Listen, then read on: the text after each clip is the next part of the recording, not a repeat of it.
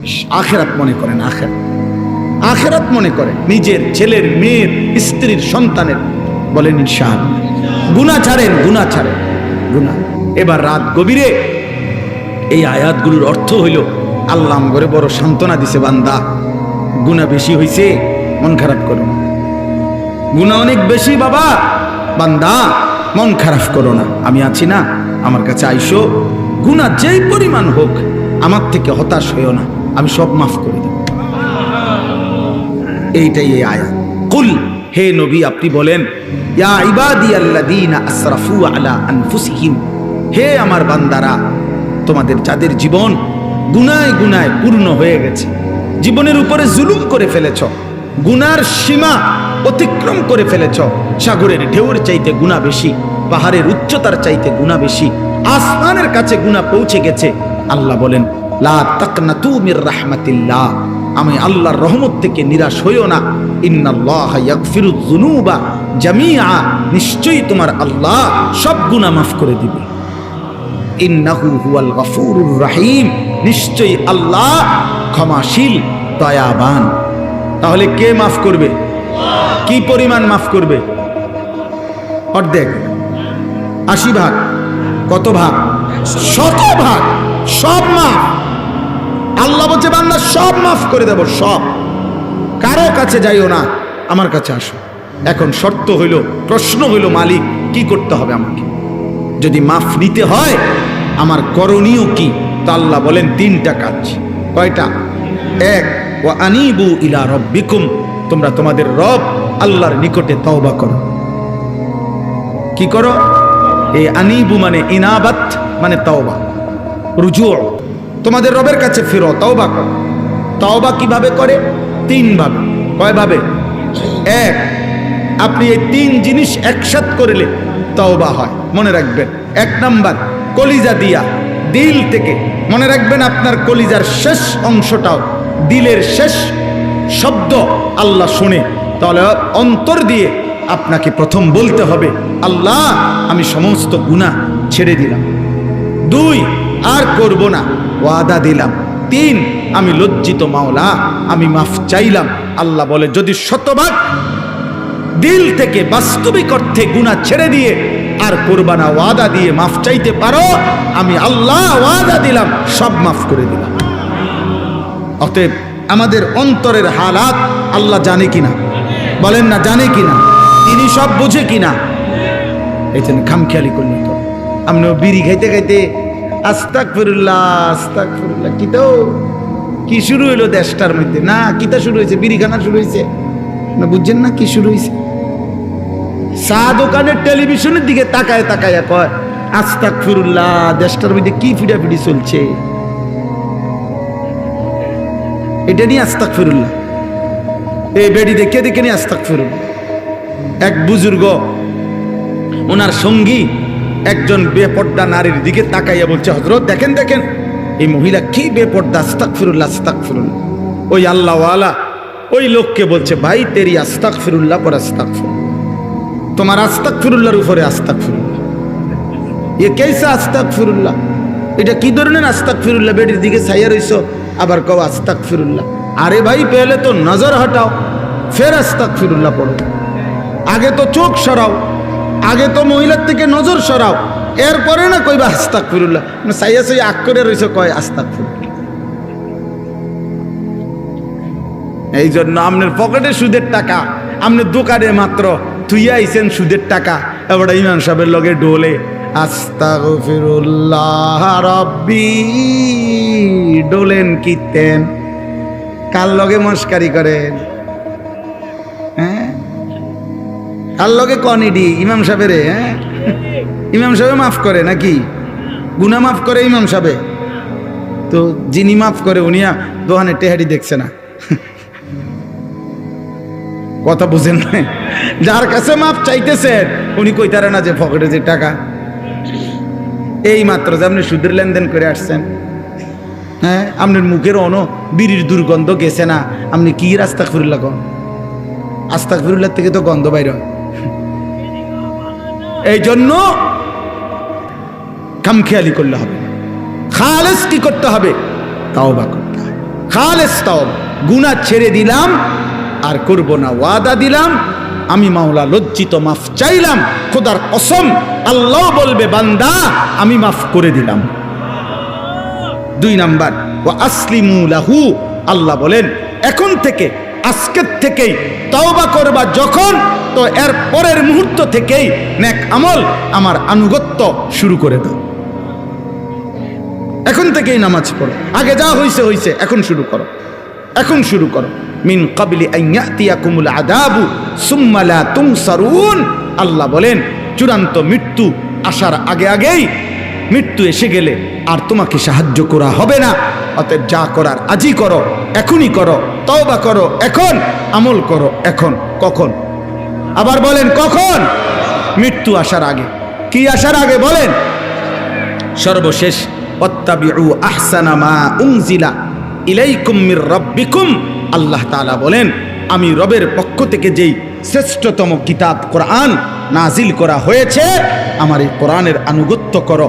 মিন ক্বাবলি আন ইয়াতিয়াকুমুল আযাবু বাগতাতাও ওয়া আনতুম লা তাশউরুন, আল্লাহ বলেন হঠাৎ করে তোমার অজান্তেই মৃত্যু আসার আগে আগেই।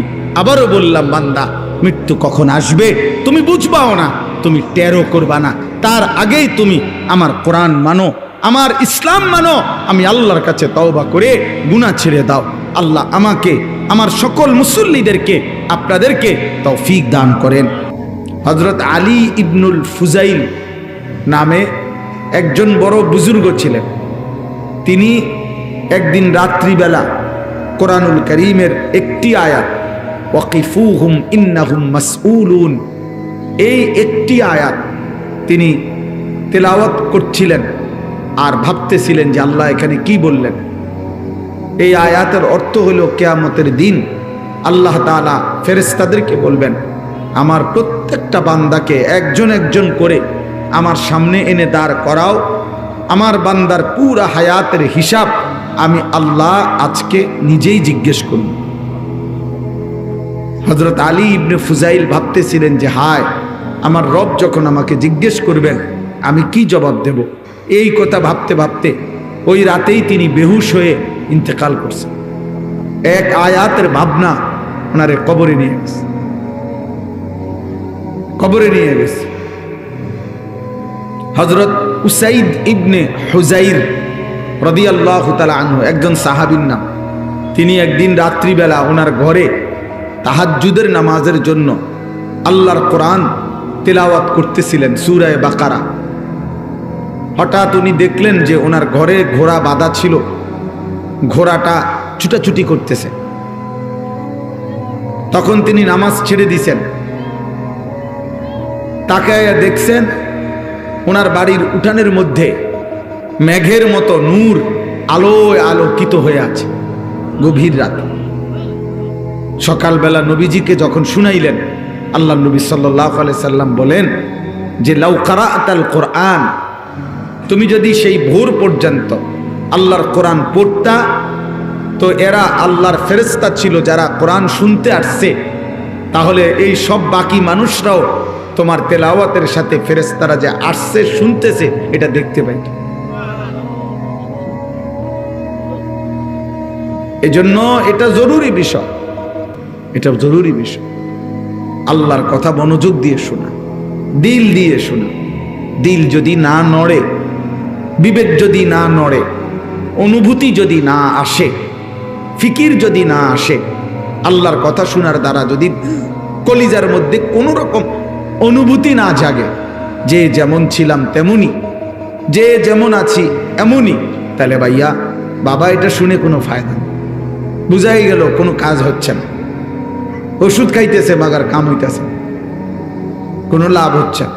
বিড়ি খায় তো বিড়ি এ খায়, সিগারেট খায় তো সিগারেট এ খায়, মিথ্যা বলে তো বলেই, গালি দিচ্ছে তো দিচ্ছেই, নর্তকী দেখে তো দেখেই, নাটক সিনেমা দেখে তো দেখেই, টেলিভিশন দেখে তো দেখেই।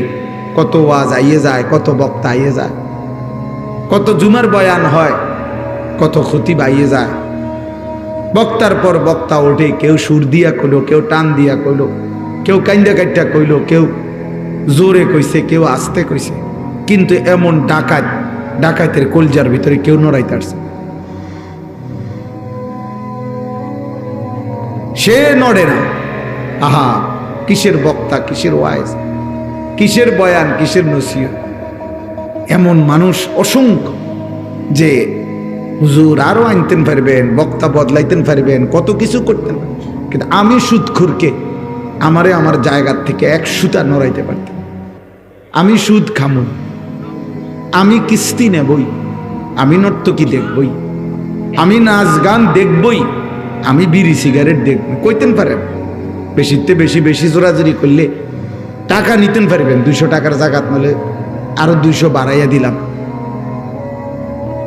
টাকা 500 নলে বাড়াইয়া নেন, কিন্তু আমার খাসিয়ত, অসভ্য অভ্যাস আমার এটা ছাড়াই থাকতে পারলে যদি বেহেস্ত আপনাদের কুলায় চললে, ইমাম সাহেব হুজুর আপনারা যদি পারেন টাকা বাড়াইয়া নিয়ে যদি বেহেস্ত দিতেন পারেন দিয়ে, নাহলে আর কি করার আছে। হ্যাঁ, অসংখ্য নাফরমানের কলিজা এটা, আমি খুলে দেখাই।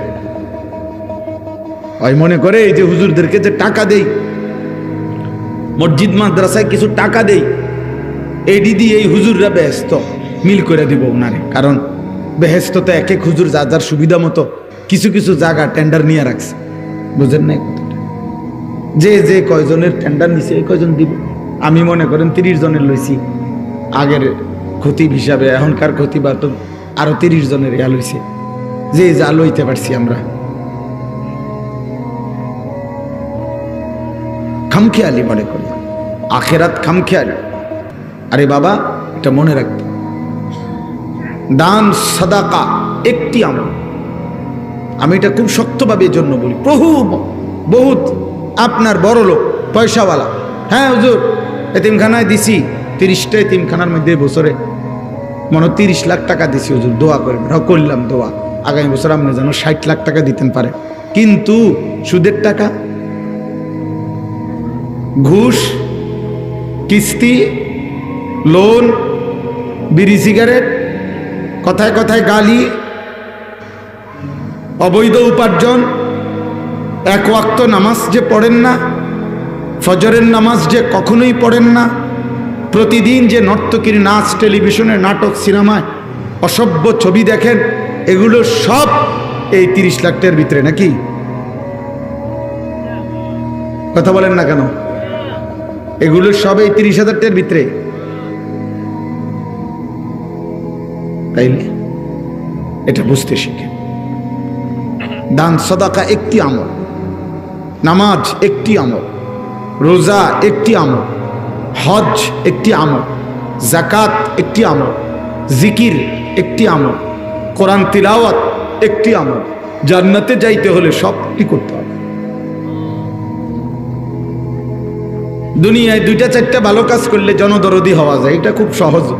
সমাজসেবক হওয়া খুব সহজ। এইগুলোই এই আমনের সপ্তাহখানিক রোডের মধ্যে বালু হালাইলে, সুরকি মুরকি দিয়া গাতা গুতা ফুরাইয়া দিলে আমনের মানুষ এগুলা বলবে এই জনদরদি সমাজসেবক। কিন্তু আখেরাত এত খামখেয়ালি না, আখেরাত এত খামখেয়ালি না। আখেরাত মামুলি না আব্বা, শুধু কয় টাকার দান সাদাকা নয়। আখেরাত মানে পুরা জিন্দেগির হিসাব, রাতের হিসাব, দিনের হিসাব, সকাল দুপুর হিসাব, এক এক সেকেন্ডের হিসাব। আন উমরিহি ফিমা আফনাহু, আল্লাহ বলবেন বান্দা বলো আমার দেওয়া হায়াত কোথায় শেষ করেছে। ওয়া আন শাবাবিহি ফিমা আবলাহু, বলো না বান্দা আমার দেওয়া যৌবন কোথায় শেষ করেছে।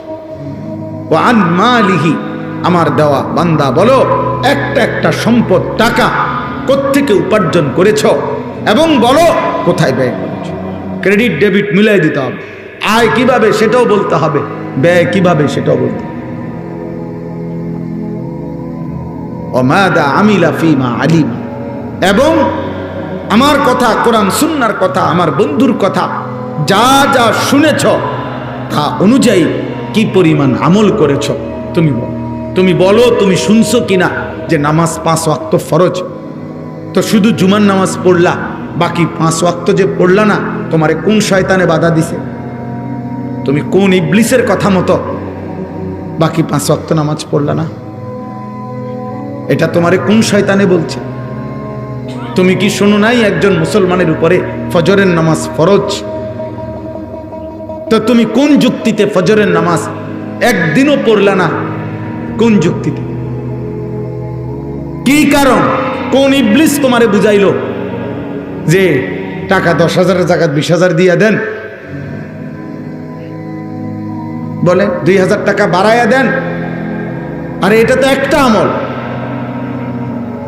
এটা তো একটি আমল,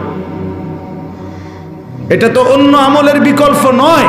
কোনো আলেম, কোনো মৌলবী কোনোদিন বলে নাই যে হে আল্লাহর বান্দা, শুধু দান সদকা যত বাড়িয়ে দিবেন ততই আপনার নামাজ, রোজা, হজ, যাকাত, আপনার হালাল হারাম সব কিছুর কাফফারা হয়ে যাবে, এগুলোর সব কিছুর যথেষ্ট, এরকম বলছে কোনো কেউ আপনাকে?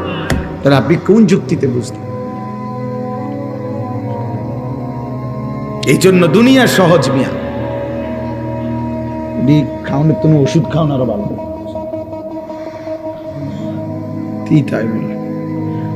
জি, তো এই জন্য ভালো আখেরাত বুঝতে লাগবে না, আপনার লাগবে। তো এই জন্য বললাম এটা জরুরি। আব্বা, আমি 10 বছর এই মসজিদে আমার কমপক্ষে মুসল্লিদেরকে আল্লাহর কাছে আমি বলতে পারবো ইনশাআল্লাহ, আমার আমল নামা চেক করলে আমি আমার মুসল্লিদেরকে শত শতবার বলে গেছি। আমি বলেছি যে কোরআন শরীফ যার অশুদ্ধ তার নামাজ হয় না। আমি শত শতবার বলেছি আপনাদেরকে, আমি কোন সময় তোয়াজ প্রিয় মানুষ না। আপনাকে মিথ্যা আশ্বাস দেব আখিরাতের ব্যাপারে, আল্লাহ তাআলা হাসরের দিন আমার ঘাড় ছিঁড়ে ফেলবে, আমার ঘাড়। আপনার হারাম টাকা কবুল হয় না, আমি এটা না বললে। সুদের টাকা দান করিলে কবুল হয় না, ঘুষের টাকা দান করিলে কবুল হয় না, অবৈধ উপার্জনের টাকা দান করলে এটা দিয়া যদি কাবাঘরও কেউ বানায় দেয় সেটা কবুল হবে না। এটা না বললে আমার এলেমের খেয়ানত আমারে আল্লাহ তাআলার ফেরেশতা দিয়ে আল্লাহ ঘাড় ছিঁড়ে ফেলবে। যে আমার বান্দার কাছে এটা লুকাইলা কেন? কারণ হতে পারতো আমার বান্দা শুনতে শুনতে একদিন ছেড়ে দিত, হতে পারতো না?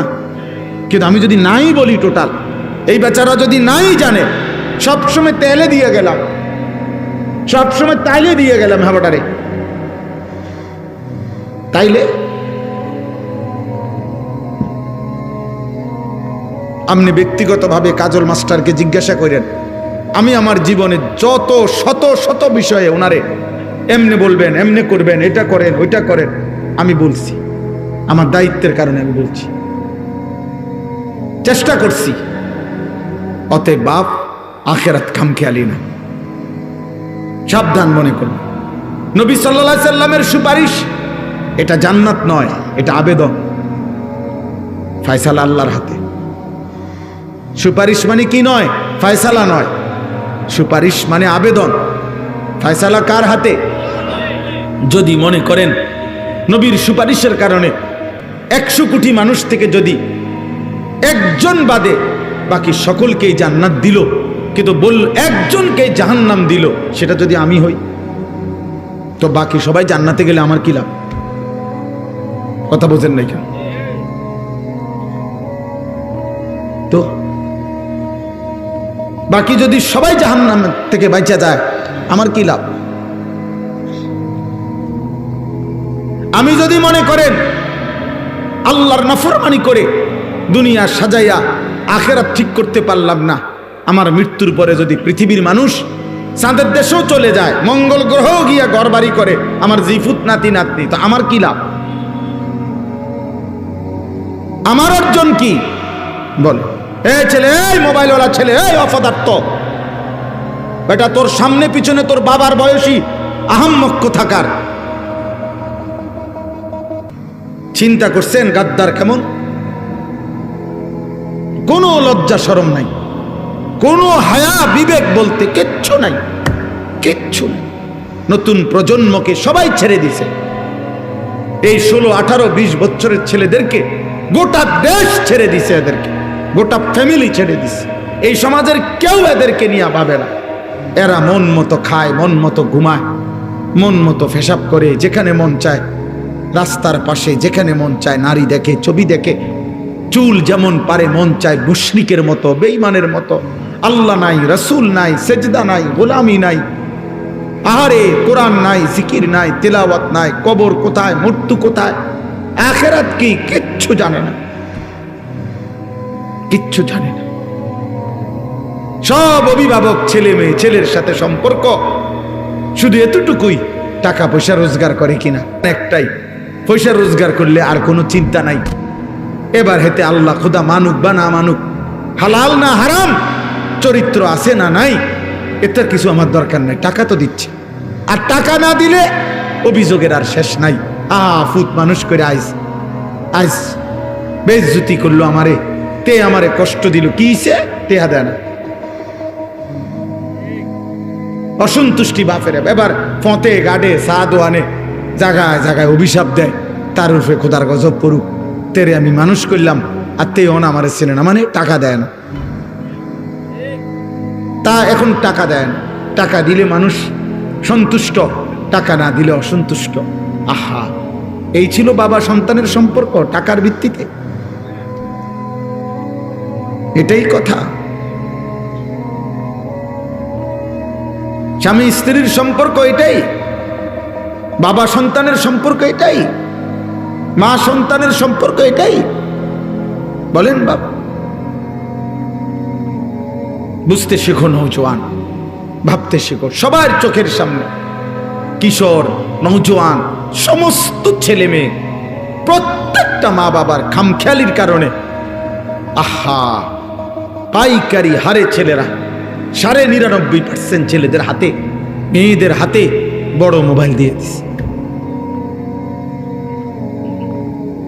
প্রত্যেকে ওই নিজের সারা রাত উলঙ্গ ছবি দেখে, সারা রাত জিনা ব্যভিচারের দৃশ্য দেখে।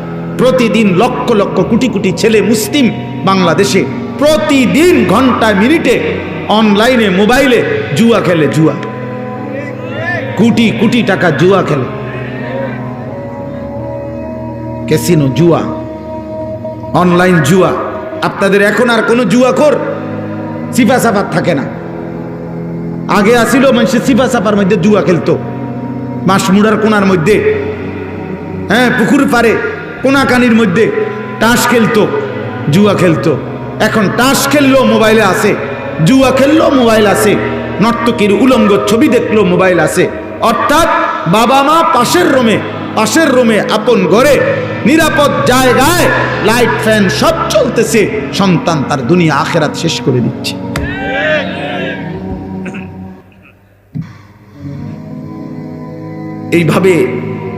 এইভাবে মুসলিম পরিবার হয় না,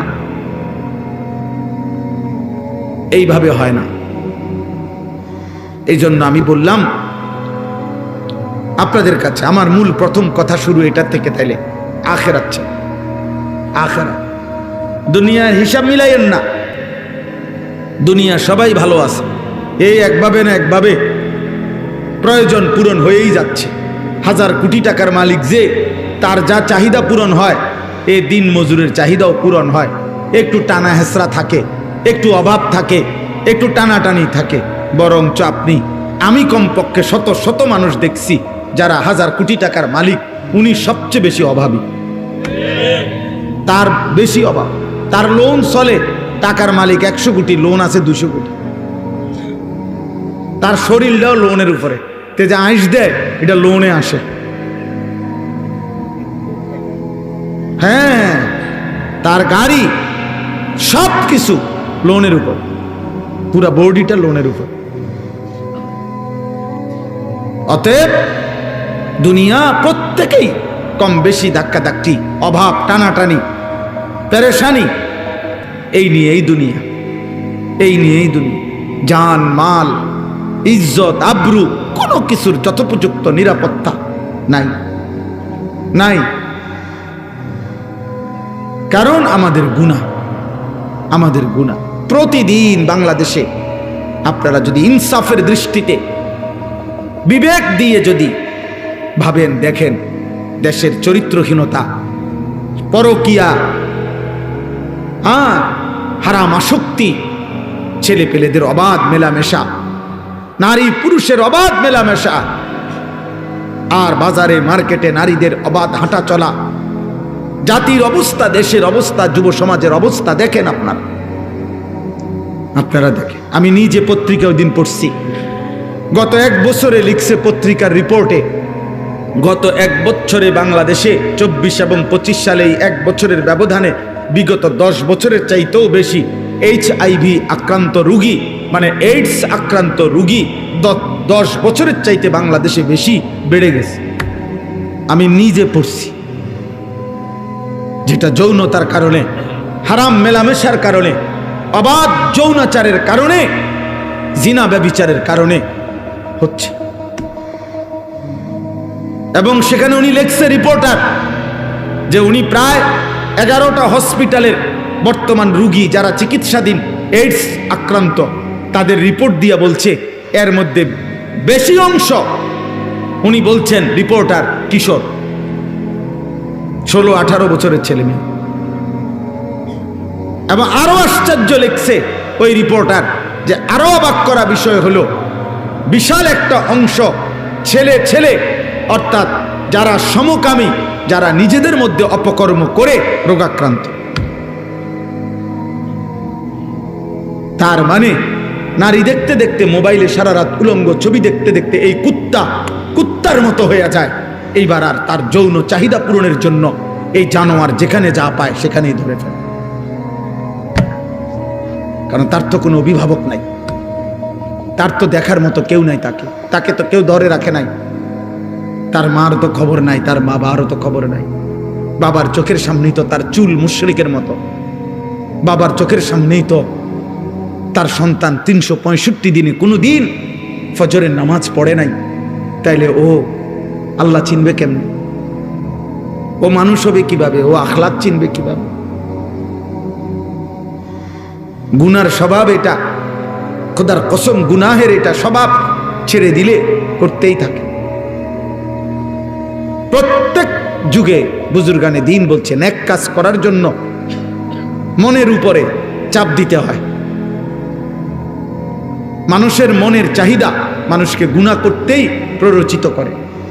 এজন্য আমল করতে হইলে, নেক কাজ করতে হইলে জোর করতে হয়।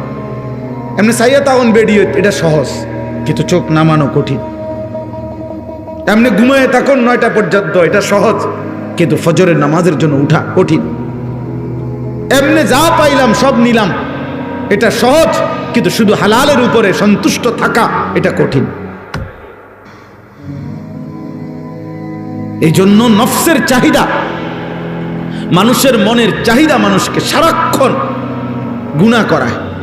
এই জন্য আপনাদেরকে বলি, বাবা, আপনারা যারা আপনাদের ছেলেদেরকে তার হাতে ছেড়ে দিছেন, মেয়েদেরকে তার হাতে ছেড়ে দিছেন, ওর মতো ও বড় হইতেছে, ওর মতোই ও খাইয়া পইরা মোবাইলে, নারীতে, ছবিতে, বন্ধুদের আড্ডায় বড় হইতেছে। আল্লাহর কসম, এরা মানুষ হয়ে ঘরে ফিরবে না, অমানুষ হয়ে ঘরে ফিরবে। হ্যাঁ, এটাই বাস্তবতা, এটাই সত্য।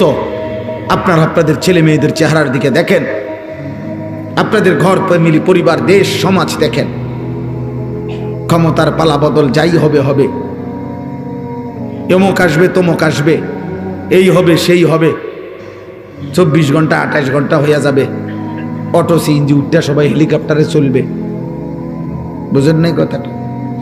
হ্যাঁ, মানুষের সমস্ত রাস্তাঘাট বাড়িঘরে চলে আসবে, বাড়িঘর সব রাস্তাঘাটে চলে আসবে, উন্নয়নের জোয়ারে সব হইব, সব হইব। কিন্তু আখলাক, আখেরাত, কবর, পরকাল, আল্লাহর সামনে দাঁড়ানো, তার জন্য চারিদিকে কোনো আয়োজন নাই। বরং প্রত্যেকেই হুজুরদের প্রতি বিরক্ত। সবাই আখিরাতমুখী কথা বললে, পরকালমুখী কথা বললে সবাই বিরক্ত, সবাই অতিষ্ঠ, সবাই মনে করে এরাই ঝামেলা, এরা বারবার পরকালকে সামনে টেনে আনে। এরা মৃত্যুকে সামনে টেনে আনে। এদের কাছে এই হুজুরগুলার কাছে মাটির তলের কথা আর আসমানের উপরের কথা ছাড়া আর কিছু নাই। বিদ্রুপ করে। আরে ভাই, মাঝখানের কথা তো হচ্ছেই, মাঝের কথা তো হচ্ছেই, কিন্তু মানুষের নৈতিকতার উন্নয়ন, চারিত্র্যের উন্নয়ন করে সেটা বলে। প্রতিদিনকার খবর আমরাও শুনি, দেশ জাতির কি হইতেছে গোটা দেশ আমরাও জানি। আমরা তো আর চাঁদের দেশে থাকি না আব্বা, কিন্তু এটা মনে রাখবেন, জহারাল ফাসাদু ফিল বাররি ওয়াল বাহর বিমা কাসাবাত আইদিন নাস। আমি মাগরিবের নামাজের পরে কুমিল্লা পোদ্দার বাজার বিশ্ব রোড থেকে রওনা দিয়া 8:30 বাজে আমার এইটুকু জায়গা আসতে, সারা রাস্তায় সেই ক্যান্টনমেন্টের পর থেকে কংসনগর থেকে শুরু করে জয় মার জয় জয় মার জয়। তাইলে আমাদের জনজীবনে, আমাদের পারিবারিক জীবনে, আমাদের ঘর সংসারের এই নিরাপত্তা সর্বত্র বিশৃঙ্খলার মূল কারণ খোদার কসম আল্লাহ বলছে তোমাদের গুনাহ। জহারাল ফাসাদু ফিল বাররি ওয়াল বাহর বিমা কাসাবাত আইদিন নাস। তোমাদের গুনাহ বান্দা, তোমাদের গুনাহ যত বাড়বে তোমাদের শান্তি, স্বস্তি, নিরাপত্তা খোদার কসম আল্লাহ বলছে তত উঠে যাবে। সুখ মিলবে না রে আব্বা, সুখ মিলবে। বিল্ডিং করবেন আপনি, ঠিক আছে, কলাপসিবল গেটও লাগাইলেন, সবই ঠিক আছে, ছাদও মজবুত হইছে, দরজা জানালাও মজবুত হইছে, কিন্তু আপনার স্ত্রীর আখলাক নাই। তাইলে আপনার জীবনের সুখ কোথায়? যার স্ত্রী পরকীয়ায় আসক্ত, যার স্ত্রী আপন স্বামীকে বাদ দিয়ে অন্য পুরুষকে দেখাইবার সময় 1 ঘন্টার জন্য বাজারে যাইতে হলে সাজে, স্বামীর কপালে জোটে না ওই সাজ, স্বামীর সামনে মুদ্দারের মতো ইয়া দাঁড়ায়, কিন্তু বাহিরে বাজারে যাবে তো ওই সময় সে মার্কেটে যাবে, ওই সময় 2 ঘন্টা লাগাইয়া রঙ্গ রসে সাজে। তাহলে এই নারী তো স্বামীতে তৃপ্ত না, এই নারী তো পরপুরুষে তৃপ্ত। ওই ঘর জাহান্নামের ঘর ছাড়া আর কিছু না।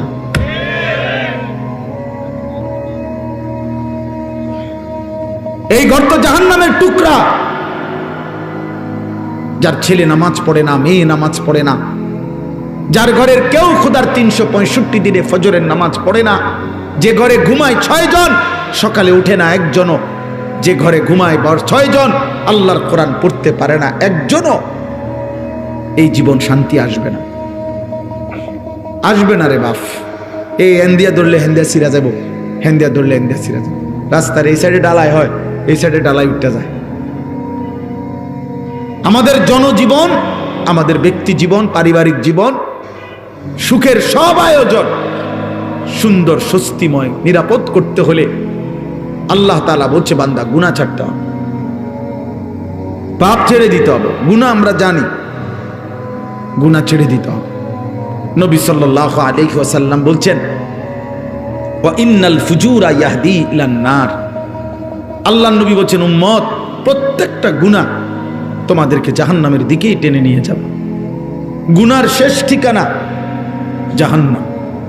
প্রতিটা গুনার ওই পিঠে আগুন আছে।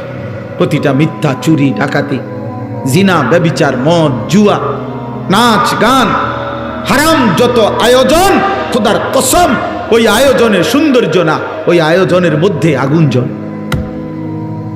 এজন্য বেহায়া নর্তকীর হাসির মধ্যে হাসি নয়, ওটা আগুন জ্বলে। বেপর্দা নারীর শরীরে আপনার সাজসজ্জা নয়, বরং আগুন জ্বলে, আগুন, আগুন জ্বলে। সুদের টাকায় আগুন জ্বলে, ঘুষের টাকায় আগুন জ্বলে, কিস্তির টাকায় আগুন জ্বলে, 2 নম্বরই টাকায় আগুন জ্বলে, আগুন জ্বলে। সুখ আসবে না, স্বস্তি আসবে না, নিরাপত্তা আসবে না, নিরাপত্তা আসবে না। গুনাহ ছেড়ে দিতে হবে। আমিও আপনিও সবাই সবাই ওয়াদারু যাহিরাল ইসমি ওয়া বাতিনা। আল্লাহ বলছে বান্দা প্রকাশ্য গুনাহ ছেড়ে দাও, গোপন গুনাহ ছেড়ে দাও। আল্লাহ বলছেন ওয়ালা তাকরাবুল ফাওয়াহিশা মা যাহারা মিনহা ওয়া মা বাতান। আল্লাহ বলছে বান্দা প্রকাশ্য ব্যভিচার, অশ্লীলতার কাছেও যেও না, গোপন অশ্লীলতার কাছেও যেও না। কোরআনে আল্লাহ বারবার বলছে গুনাহ ছেড়ে দাও। আমি এই হাদিস পড়ছি, নবীজি বলছেন ইত্তাকিল মাহারিম তাকুন আবাদান নাস। আমার উম্মত গুনাহ ছেড়ে দাও, হারাম ছেড়ে দাও, তুমি হবে সর্বশ্রেষ্ঠ ইবাদতওয়ালা আল্লাহওয়ালা। এক মুমিনের প্রথম ডিউটি কি? গুনাহ বর্জন। দ্বিতীয় ডিউটি আদেশ পালন। প্রথম কাজ একজন মুসলমান মুমিনের প্রথম কাজ হলো গুনাহ বর্জন, দ্বিতীয় কাজ আদেশ পালন। এজন্য হাদিসের মধ্যে আছে, নবী সাল্লাল্লাহু আলাইহি সাল্লাম বলেন, আমি কিছু বললে আদেশ তোমরা তোমাদের সাধ্য দিয়ে তা পালন করো, কিন্তু কিছু নিষেধ করলে তা শতভাগ বর্জন করো। মিথ্যা বলবা না একজনও, চুরি জিনা ব্যভিচার হারাম উপার্জন করবা না একজনও, ইবাদত করবা সাধ্য মতো। কেউ দিবে 10 টাকা, কেউ দিবে 10,000 টাকা সাধ্য মতো। কেউ পড়বে 2 রাকাত নফল, কেউ পড়বে 10 রাকাত নফল সাধ্য মতো। কেউ রাখবে 2টা নফল রোজা, কেউ রাখবে 20টা নফল রোজা। সাধ্য মতো করো, সাধ্য মতো, সাধ্য মতো। কেউ পড়বে 3 বার সুবহান রাব্বিয়াল আযীম, কারো সময় আছে কেউ 7 বার পড়ুক, কেউ 9 বার পড়ুক, কেউ 11 বার পড়ুক। তো রাত লম্বা সেজদা দাও সাধ্য মতো। মানে আদেশ পালন করো সাধ্য মতো, কিন্তু নিষেধ বর্জন করো পুরা মতো, পুরা মতো, পুরা সাধ্য মতো না। মিথ্যা বলা, চুরি করা, জিনা করা, ব্যভিচার করা, মদ খাওয়া, জুয়া খেলা, ওজনে কম দেওয়া, ধোকাবাজি, বেহায়াপনা, বেপরদিকি আব্বা 50-50 কোনো অনুমতি নেই, কোনো অনুমতি নেই। আমার জন্য নাই, আপনার জন্য নাই। গুনাহ শতভাগ ছেড়ে দিতে হবে, এটাই মুমিনের জীবন। আমাদের প্রথম ডিউটি, আমরা মুসলমান, আমাদের প্রথম দায়িত্ব তাকওয়া। তাকওয়ার প্রথম অর্থ গুনাহ বর্জন, এর পরের দ্বিতীয় অর্থ হলো আদেশ পালন। আপনারে আমি উদাহরণ দেই, তাহলে আরো সহজে বুঝবেন।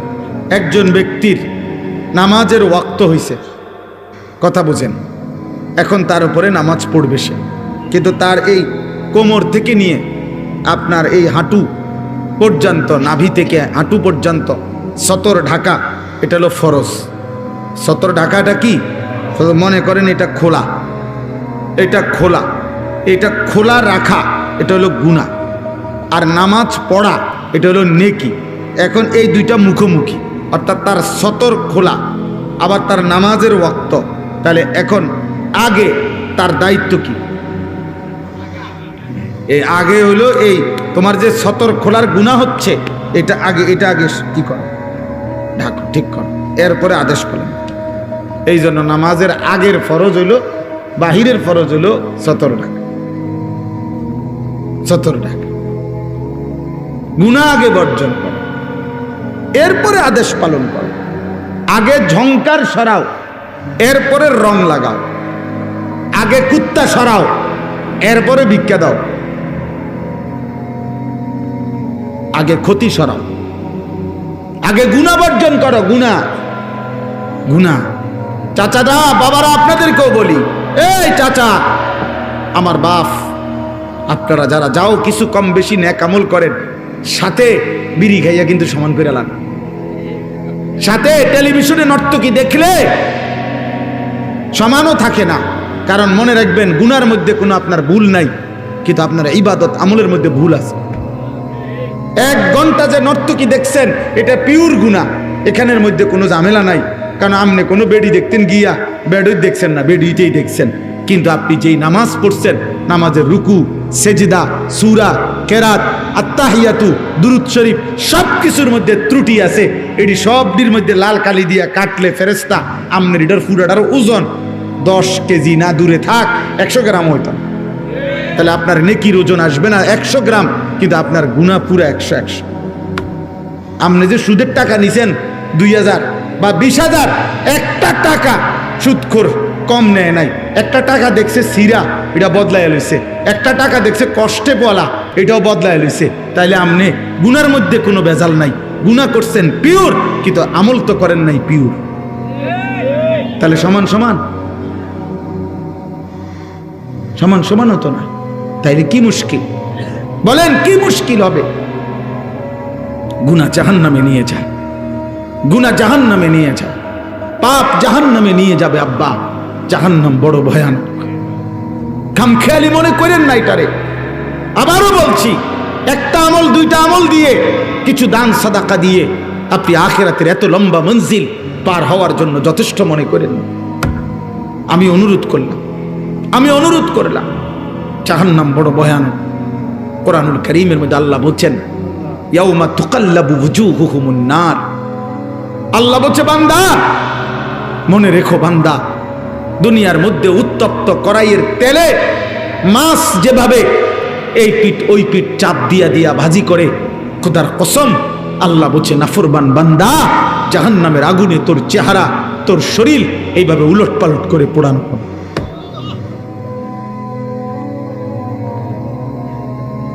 ইয়াউমা তুকাল্লাবু ওয়ুজুহুহুমুন নার। দুনিয়া কোনোভাবে চলেই যায় আব্বা, সুখে দুঃখে এ কোনো না কোনোভাবে ভাত দুগা খাইলে পার হয়ে যায়। আলুর ভর্তা ডাল দিয়া ভাত খাইলেও পেট ভরে যায়, 10 আইটেমের তরকারি দিয়েও ভাত খাইতে বসলে কিছুক্ষণ পরে পেট ভরে যায়, কিন্তু আখিরাত পার হবে না। ইন্নাল মুজরিমিনা ফি আযাবি জাহান্নাম খালিদুন। আল্লাহ বলেন পাপী না ফরমান জাহান্নামের আযাবে থাকবে অনন্তকাল। লা ইউফাত্তারু আনহুম ওয়া হুম ফীহি মুবলিসুন। আল্লাহ বলে জাহান্নামীকে জাহান্নামের আগুন 1 সেকেন্ডের জন্য বিরতি দিবে না।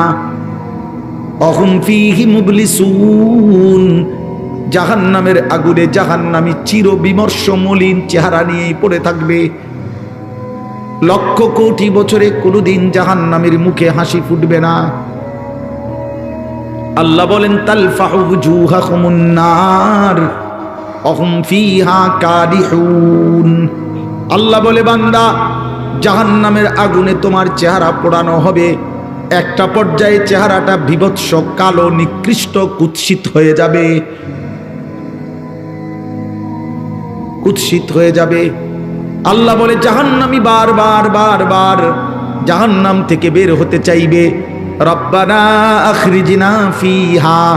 আল্লাহ জাহান্নাম থেকে আমারে বের করেন না রে মাওলা, বের করেন বের করেন, আমি আর পারছি না মাওলা, এই আগুন আমি আর সইতে পারছি না রে মাওলা। আল্লাহ বলবেন ক্বাল আখসাউ ফিহা ওয়ালা তুকাল্লিমুন। আল্লাহ বলবেন আহান নাফরমান জাহান্নামেই পড়ে থাক, আর কোনোদিন কোনো কথা বলবি না, কোনো আবদার কোনো অনুরোধ আমি আল্লাহ শুনবো না। আল্লাহ বলছেন কোরআনে ওয়ালাউ তারা ইদিল মুজরিমুনা নাকিসু রুউসিহিম ইনদা রাব্বিহিম রব্বানা আবসারনা ওয়া সামি'না ফারজি'না না'মাল সালিহান ইন্না মুকিনুন। আল্লাহ বলে বন্ধু সেদিন আখিরাতে হাসরের ময়দানে আপনি বন্ধু চোখে দেখবেন নাফরমান পাপী আমি আল্লাহর সামনে মাথাটা নুয়ে লজ্জায় অপমানে বেইজ্জতিতে মাথা নুয়েই আমার সামনে দাঁড়িয়ে থাকবে আর বলবে আল্লাহ যাবি হাসরের ময়দানের সব কিছু নিজ চোখে দেখলাম, নিজ কানে শুনলাম, সব আমি বিশ্বাস করলাম। ফারজি'না না'মাল সালিহান। আল্লাহ আজকে আখিরাত আর হাসরের ময়দান থেকে একবারের জন্য আমারে আবার দুনিয়ায় পাঠান, এবার গেলে আমি নেক আমল করব। আল্লাহ বলবেন না না, ওয়ালাউ শি'না লাআতাইনা কুল্লা নাফসিন হুদাহা। বান্দা আমি তো চাইলে দুনিয়াতেই বাধ্য করে জবরদস্তি করে আমি তো নামাজ পড়াইতে পারতাম, আমার বন্দেগী করাইতে পারতাম, এই মানুষগুলোকে আমি আল্লাহ সেজদা দেওয়াইতে সম্ভব, আমি চাইলে পারতাম, কিন্তু আমি চেয়েছিলাম মহব্বত করে আমার কথা মেনে, আমার রসুল আমার নবীর কথা শুনে, আমার আলেমদের কথা শুনে, আমার কোরআনের কথা বিশ্বাস করে তুমি সেজদা দিবা, আমার গোলামি করবা। আমি চাইছিলাম আজ আখিরাতে আমি নিজ হাতে জান্নাত তুলে দেব, কিন্তু তুমি তো নিলা না বান্দা। ওয়ালাকিন হাক্কাল কওলু মিন্নী লাআমলা আন্না জাহান্নামা মিনাল জিন্নাতি ওয়ান নাসি আজমাইন। আল্লাহ বলে আজকে চূড়ান্ত ফয়সালা না ফরমান, আজ আমি তোর মতো নাফরমান জিন আর মানুষ দিয়ে আমার জাহান্নাম পূর্ণ করব, জাহান্নাম পূর্ণ করব, আমি ছাড়ব না, আমি মাফ করব না। আজ আমি মাফ করব না রে বান্দা, আজ আমি বিচার করব। জন্য আবারও বলছি আব্বা, আবারও বলছি সুপারিশ মানে নবীর ফয়সালা না, আল্লাহর হাতে ফয়সালা। নবী সাল্লাল্লাহু আলাইহি সাল্লাম চাইবেন এবং নবীকে আল্লাহ খুশি করবেন, সব ঠিক আছে, সব ঠিক আছে। কিন্তু নবীজির সুপারিশের পরেও যাদেরকে আল্লাহ জাহান্নাম দিবেন সে যদি আমি হই, কথা বলেন না কেন? নবীজির হাতে, রাসূলুল্লাহ সাল্লাল্লাহু আলাইহি সাল্লামের 23 বছরের জামানায় নবীজির হাতে পড়ছে অগণিত লোক, এটা ঠিক কিনা? তো আবার ওনার হাতে কালেমা পড়ে নাই, এটা ঠিক কিনা? তো ওরা পড়লো না কেন? কথা বলেন না কেন? আবু তালেব, আরে ভাইয়া আবু তালেবের জন্য কি করছে নবীজি? কি আহাজারি রোনাজারি করছে, মৃত্যুর পূর্ব মুহূর্ত পর্যন্ত চোখের পানি ফেলছে।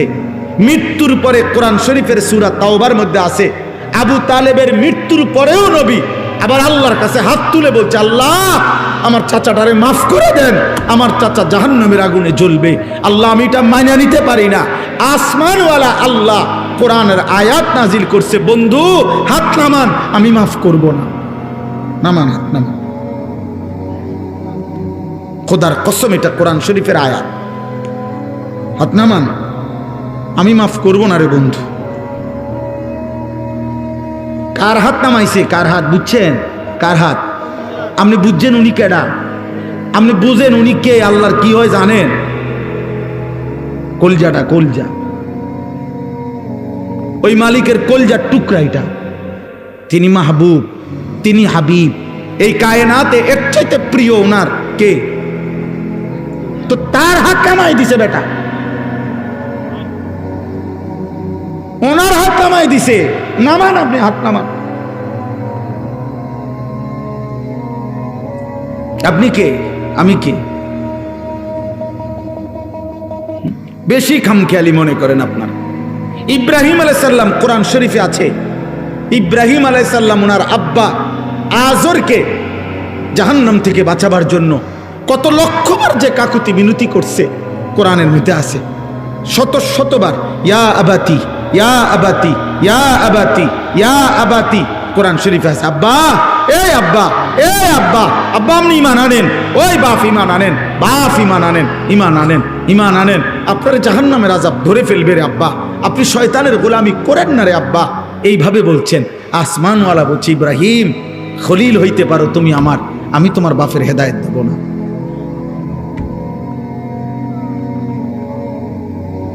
তোমার হাতে বহু লোকের কালেমা পড়ছে, কিন্তু এটাও আমার ইচ্ছা, আর ওরে আমি হেদায়েত দেব না, এটাও আমার ইচ্ছা। তো যেই ইব্রাহিমের হাতে তার পিতা কালেমা পড়লো না, আবার সেই ইব্রাহিমের মাত্র 12 বছরের ছেলে ইসমাইল ওরে যখন আল্লাহর কথা বলছে, স্বপ্নে দেখছি তোমারে জবাই করতেছি, তুমি কি কও বলো বাবা? সন্তান বলতেছে, আব্বা আমি আমার মালিকের ফয়সালায় রাজি আছি। তাইলে 12 বছর বয়সের ছেলেটাকে আল্লাহ চিনাইলো কে? আর 60 বছরের বাবাকে আল্লাহ চিনাইলো নাকি? সব কার ফয়সালা? আবারও বলছি, খামখেয়ালি করবেন, খামখেয়ালি করেন না। একজন মুসলমান আখেরাত, আখেরাত গুনাহ থেকে বাঁচেন, গুনাহ থেকে বাঁচেন, এই গুনাহ থেকে বাঁচেন। ইমাম সাহেব হাত উঠাইলে আপনার জাহান্নাম মাফ না, না, ইমাম সাহেবের আব্বার সম্পত্তি না। আপনার মরার পরে আপনার গোস্ত 60 কেজি, আর ফার্মের মুরগা 40টা, আর আপনার কি 30 কেজি ডাই, আর গ্যারাম চুক্তি 300 মানুষের ভাত খাওয়াইয়া আপনি বেহেস্তে যাইবেন গা। কত খরচ হয়েছে? 1 লাখ। 1 লাখ টাকা দিয়ে বেহেস্তের দাম দিয়ে দিলেন। 1 লাখ টাকা দিয়ে আপনার বাবার বেহেস্তের বুঝ করে দিলেন।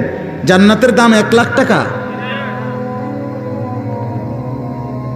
জান্নাতের দাম 1 লাখ টাকা। হ্যাঁ, জান্নাত কি 2টা রুম আর একটা বারিন্দা, এটাই তো জান্নাত নাকি?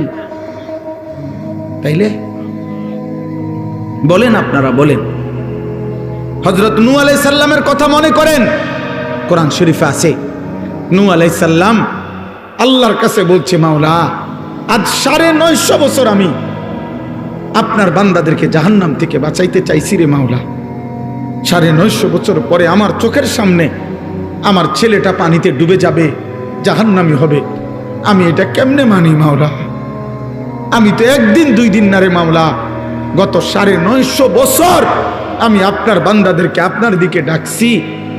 আমার এই 950 বছরের মেহনতের বিনিময়ে আমার এই ছেলেটারে কি বাঁচান যায় না? আল্লাহ বলছেন না, আমি হেদায়েত দেব না। দিছেন? আপনি কয় বছর মেহনত করছেন বলেন? 950 বছরের নবী নূহ, আল্লাহ বলছেন না আমি ঈমান দেব না, তো দেয় নাই। ইউসুফ আলাইহিস সালাম 10 বছর বয়সে বাড়ি হারা, বাপ নাই, মা নাই, চাচা নাই, ফুফা নাই, কালু নাই, আত্মীয় নাই, স্বজন নাই, মিশরের বাজারে কৃতদাসের মতো বিক্রি হয়েছেন। যেই বাড়িতে আশ্রয় পাইছেন ওরা পত্তলিক, ওরা মূর্তি পূজক। এই জুলাইখার স্বামী, এরা সবাই হলো কি মূর্তি পূজক, মুশরিক। তো মুশরিকের ঘরে 11 বছরের যেই ছেলেটা বড় হইয়া, যার বয়স হয়ে গেল 25-এর ঊর্ধ্বে, পূর্ণ যৌবন, কোনদিন যার মা বাবা আত্মীয় অভিভাবক কেউ নাই, আল্লাহর পরিচয় তাওহীদ এখানে কেউ বলে নাই, কেউ নাই, অথচ এই ঘরে বৈশা জুলাইখা যখন তাকে অসৎ কাজে ডাক দিছে, তিনি সবার আগে বলছে মাআযাল্লাহ, আমি আমার আল্লাহর আশ্রয় চাই। ওরে আল্লাহ চিনাইল কি? এই ঘরে তো আল্লাহ চিনাইবার কেউ নাই, কথা বোঝেন নাই? ওরে আল্লাহ চিনাইল কি?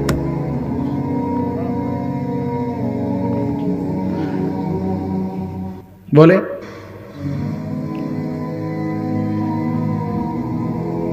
অতএব দয়া করে আমি আপনাদের কাছে বুঝাইলাম, এই আমার কথা।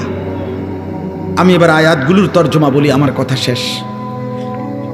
আপনাদেরকে মূল বক্তব্যটা বুঝলাম, গুনাহ ছাড়েন। আখিরাত আখিরাত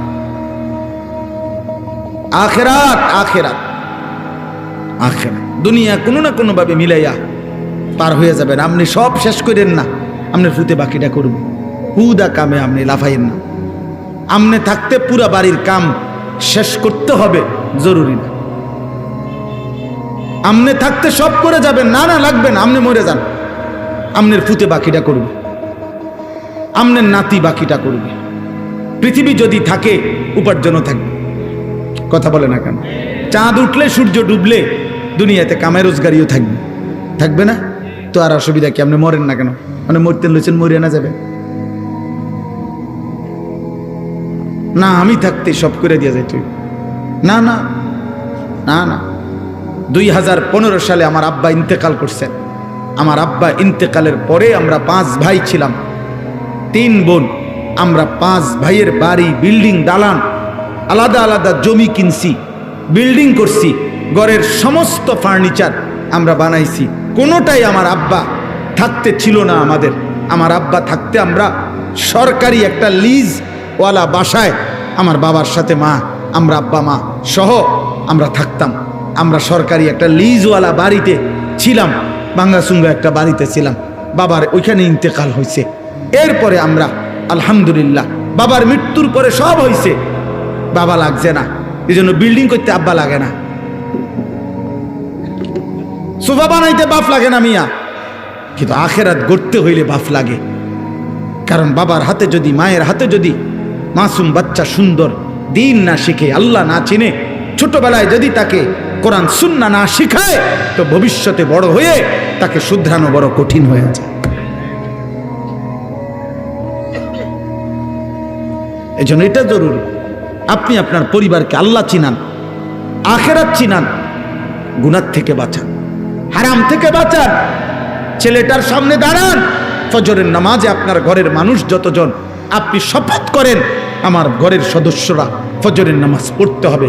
প্রয়োজনে যুদ্ধ হবে, প্রয়োজনে স্ত্রী গুসা হবে, প্রয়োজনে আপনার 16 বছরের ছেলেটা আপনার ঘর থেকে বের হয়ে যাবে, তারে ধাক্কা দিয়ে বাইর করে দেন। তুই আল্লাহর দুশ্মন, তুই নবীর দুশ্মন, তুই আমার মালিককে সেজদা করস না, তোর মতো নাফরমানের জন্য খাবারের লোকমা আমি কেন উপার্জন করব বেটা? ওই যে শয়তানের গোলামি করে, ওই শয়তানের হাতে ওরে ছেড়ে দেন। ও তো মোবাইলের গোলাম, ওরে মোবাইলের হাতে ছেড়ে দেন।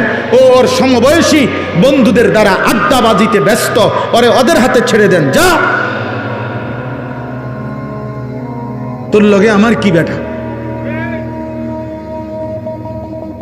তোর সাথে আমার কি বেটা? নাই তো হবে না, কঠিন না হইলে হবে না। আপনারা বেশি খামখেয়ালি শুরু করছেন। আমরার কাছে আইয়া কেবল দোয়া, হ্যাঁ হুজুর দোয়া করে জিভুত যাতে মানুষ হয়, কিতা মানুষ টেহা কামায় যাতে, এই ছাড়া এইটাই বুঝি তো অর্থ। এটার অর্থ হুজুর দোয়া করবেন রবিবারে সাত ডালাই কাজ করে দোয়া করবেন। খাস করে কি দোয়া? সাত ডালার খাস দোয়া কি বলেন বলেন বলেন। হ্যাঁ, আমি খাস দোয়া এই জন্য করছি, একবার একজনের যে খাস করে দোয়া করি ডালার দিন যাতে বিল্ডিং ডাকবা যায়। আর স্বাভাবিক ডালাই দুইটা হেবড়া ইঞ্জিনিয়ারে দেখে দিছে, এখানে এখানে মাঝখানে যেখানে যেখানে গুনা শর্ট হয়েছে গুনা বাইন্দা দিছে, ছোট ছোট ব্লক এটি লাগাইয়া দিছে। চার ডালাই তো সব কিছু ক্লিয়ার। এটা খাস আর কি দোয়া করতো? এটা তো হইছেই, সাটছে তো। মোটর সাইকেল কিনছি হুজুর, এটা খাস করে দোয়া করেন। তাহলে খাস করে দোয়া করলে মোটর সাইকেল জানে সিএনজি হয়ে যায় নাকি? তো এটা কি খাস দোয়া করে? তো বানাইছে, এটা তো কিনছে না। মোটর সাইকেলের খাস দোয়া কি? হুজুর এই জমিটা কিনছি খাস করে দোয়া করে, বলে তো কি করতো? মানে এটা মাটিটা স্বর্ণ হয়ে যেত নাকি? বলেন এটা কি দোয়া করতো? এটা জমির আর দোয়া কি? তার তো কিনছেন, দলিল করছেন, আপনার নামে দলিল হয়েছে, তো আর এনে কি দোয়া? আর বেশি দোয়াটা কি? বলেন, ইনসাফ করে। অতএব আমার কথা শেষ।